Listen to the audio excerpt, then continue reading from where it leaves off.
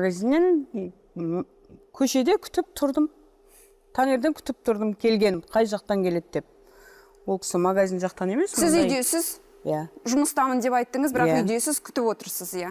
Себебі уже мен телефонда жаңағы күйеуім жеткенше арадан уже бір 40 минуттай өтіп кетті.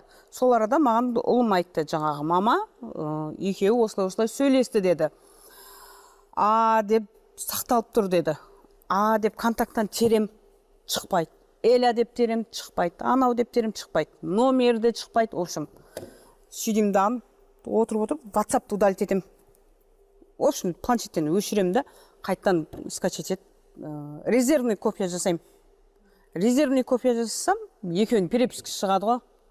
Екеуінің переписка шығады, ол арада уже жаңағы біз, ол арада бір жарым ай уже екеуміз көшіп кеттік қой. Мен көшіріп алып кеттім ғой. Мен кеттім, одан кейін күйеуімді алып келді ғой жаңағы сестрам. Сол арада бұл телефонсыз жаңағы мынаған хабарласпай тыныш жүрді ғой кішкене біраз уақыт.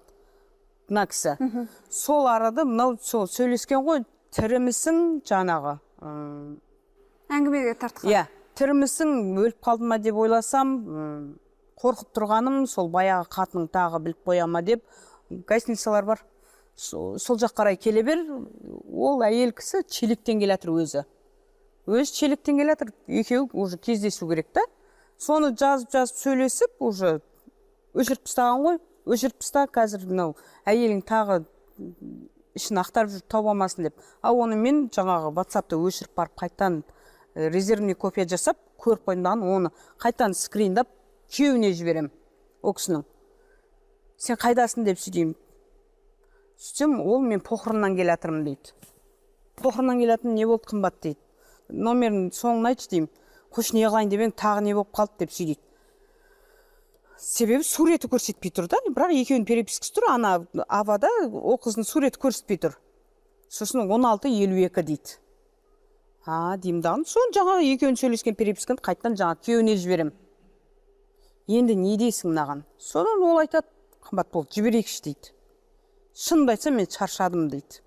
Мен шаршадым дейді. Менің де білетінім бар, бірақ жаңағы ол үйдің жалғыз баласы ол. Мен жаңағы ата-енемді, өзімнің әке-шешемді қарабет қылмау үшін жаңағы ел жұртқа қымбаттың байын тартып апты деген әңгіме қалмау үшін мен көніп келе жатқам. Мен болдым, шаршадым. Қымбат ханым, біз бір күн бойы отыратын сияқтымыз, бұл кісінің детализациясын айтып.